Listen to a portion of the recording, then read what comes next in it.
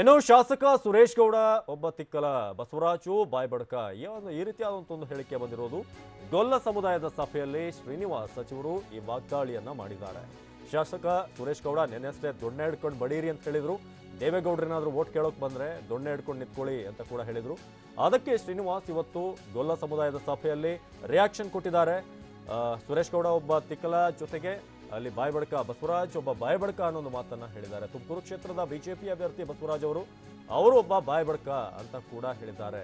ಹೇಮಾವತಿ ನೀರಿನ ಕುರಿತು ಗೊತ್ತಿಲ್ಲದೆ ಇವರೆಲ್ಲ ಮಾತನಾಡ್ತಾರೆ. ಇವ್ರಿಗೇನು ಕೂಡ ಕನಿಷ್ಠವಾದಂತಹ ಪರಿಜ್ಞಾನ ಇದೆಯಾ?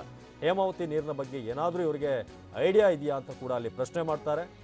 ಕೃಷ್ಣಪ್ಪ ಅವರ ಸಾವಿಗೆ ನಾನು ಕಾರಣ ಅಂತ ಹೇಳ್ತಾರೆ. ಅವರ ಸಾವಿಗೆ ಅದು ಹೇಗೆ ಕಾರಣ? ನಾನೇನಾದ್ರೂ ಹೋಗಿ ಸಾಯಿಸಿದ್ನಾ ಅನ್ನೊಂದು ಪ್ರಶ್ನೆಯನ್ನು ಕೂಡ ಕೇಳ್ತಾರೆ. ಕಳೆದ ಬಾರಿ ಲೋಕಸಭಾ ಜೆಡಿಎಸ್ನ ಅಭ್ಯರ್ಥಿಯಾಗಿದ್ರು ಕೃಷ್ಣಪ್ಪ, ಅವರ ಸಾವಿಗೆ ನಾನೇ ಕಾರಣ ಅಂತ ಹೇಳ್ತಾರೆ. ಗೊಲ್ಲ ಸಮುದಾಯದ ವ್ಯಕ್ತಿ ಆಗಿದ್ದರಿಂದ ಮತ ಹಾಕಿಲ್ಲ ಅನ್ನೊಂದು ಮಾತನ್ನ ಕೂಡ ಇದೇ ಸಂದರ್ಭದಲ್ಲಿ ಶ್ರೀನಿವಾಸ್ ಅವರು ಹೇಳಿದ್ರು. ಒಕ್ಕಲಿಗರು ಮತ ಹಾಕಿಲ್ಲವೆಂಬ ಆರೋಪ ಕೂಡ ಇತ್ತು. ಶ್ರೀನಿವಾಸ್ ಎಲ್ಲಾ ಮಾತುಗಳನ್ನ ಇವತ್ತಿನ ಗೊಲ್ಲ ಸಮುದಾಯದ ಒಂದು ಸಭೆಯಲ್ಲಿ ಹೇಳಿದ್ದಾರೆ. ಒಕ್ಕಲಿಗರು ಇರುವಂತಹ ಬೂತ್ನಲ್ಲಿ ಒಂದೇ ಒಂದು ಮತ ಕೈಗೆ ಅಂತ ಹೇಳಿದ್ದಾರೆ. ಒಂದ್ ವೇಳೆ ಬಿದ್ದಿದ್ರೆ ರಾಜೀನಾಮೆ ಅಂತ ಮಾತನ್ನ ಹೇಳಿದ್ದಾರೆ.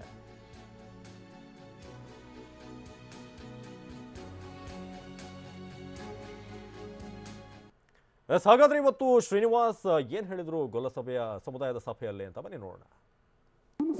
ಆಗಿರ್ತಕ್ಕಂಥದ್ದು ಪೈಪ್ ಲೈನ್ ಅಲ್ಲಿ ಕುಡಿ ನೀರಿಗೆ ಆಗಿರ್ತಕ್ಕಂಥದ್ದು ಹಸಿರ ಹೋಗ್ಲಿಕ್ಕೆ ನ್ಯಾಚುರಲ್ ವ್ಯಾಲಿ ನಡ್ಕೊಂಡು ಹೋಗ್ತಾ ಇದೆ. ಅದ್ರ ಮಧ್ಯದಲ್ಲಿ ಸುಮಾರು 13 ಪಿಕಪ್ಗಳನ್ನ ಮಾಡಿದ್ದಾರೆ. 13 ಪಿಕಪ್ಗಳಲ್ಲಿ ನಿಂತಿರ್ತಕ್ಕಂಥ ನೀರು ಯಾವುದು? ಗಾಡಿ ಲೆಕ್ಕ ಕೊಟ್ಟಿದ್ದಾರೆ. ನೀರು ಬಂದಿಲ್ಲ. ಅದಾದ ತಲಕೆಟೂರ ಸುರೇಶ್ ಗೌಡ ಪಿಕ್ಲ ಇವನೊಬ್ಬ ಬಾಯಿ ಬಡ್ಕ. ಅದಾದ ತಲಕೆಟೂರ ಸುರೇಶ್ ಗೌಡ ಪಿಕ್ಲ ಇವನೊಬ್ಬ ಬಾಯಿ ಬಡ್ಕ. ಅದಾದ ತಲಕೆಟೂರ ಸುರೇಶ್ ಗೌಡ ಪಿಕ್ಲ ಇವನೊಬ್ಬ ಬಾಯಿ ಬಡ್ಕ. ಇವರಿಬ್ಬರು ಮಾತು ಕಟ್ಕೊಂಡು ನಿಮ್ ಪಾಪ ಅಮಾಯಕರನ್ನ ಟಿಕ್ ತಪ್ಪಿಸ್ತಕ್ಕಂಥ ಕೆಲಸವನ್ನ ನೀವು ಮಾಡ್ತಾ ಇದ್ದಾರೆ. ದಯಮಾಡಿ ನನಗೇನು ಬೇಜಾರಿಲ್ಲ. ನನ್ನ ಮನೆ ಅಡ್ರೆಸ್ ಕೊಡ್ತೀನಿ. ನೀವು ಆ ಆಪದವರಿಗೆ ನನ್ನ ಮನೆ ತಕ್ಕ ತಂದ್ಬಿಡ್ತಾರೆ. ಇವತ್ತೇ ಹೋಗಿ ಗುಡ್ಡಿಗೆ ಮಾಹಿತಿ ಹಾಕೊಂಡು ತಗೊಳ್ಳಿ. ನಾನು ಹೇಳಿ ನೀವು ಕೆಲವು ಊರುಗಳು ಮಾತ್ರ ಹೇಳಿದ್ರಿ. ನಿಮ್ಗೆ ಯಾವ ಬಸ್ ಸ್ಟ್ಯಾಂಡ್ ಕೇಳಿದ್ರು ಒಕ್ಕಲಿಗ ಯಾವ ಊರಾಗವ್ರೆ ಅಂತ ಕೇಳಿದ್ರೆ ಹೇಳ್ತು. ನಿಮ್ಮ ಸಿರಾಕೆರೆಗೆ ಆಗಿರ್ತಕ್ಕಂಥದ್ದು ಪೈಪ್ ಲೈನ್ ಅಲ್ಲಿ ಇದು ಸಚಿವ ಶ್ರೀನಿವಾಸ್ ಇವತ್ತಿನ ಸಭೆಯಲ್ಲಿ ಮಾತನಾಡಿರುವಂತಹ ಮಾತು. ನೆನೆಯಷ್ಟೇ ಸುರೇಶ್ ಗೌಡ ಅವರು ಒಂದು ವೇದಿಕೆಯಲ್ಲಿ ಅಂದ್ರೆ ಮಾತಾಡಬೇಕಾದ್ರೆ ಹೇಳ್ತಾ ಇದ್ರು ದೊಣ್ಣೆ ಹಿಡ್ಕೊಂಡು ಹೊಡಿಬೇಕು ಒಂದ್ ವೇಳೆ ದೇವೇಗೌಡರು ಮತ ಕೇಳಕ್ ಬಂದ್ರೆ ಅಂತ. ಈ ಮಾತಿಗೆ ಶ್ರೀನಿವಾಸ್ ಅವರು ರಿಯಾಕ್ಷನ್ ಕೊಟ್ಟಿದ್ದಾರೆ ಈ ರೀತಿಯಾಗಿ.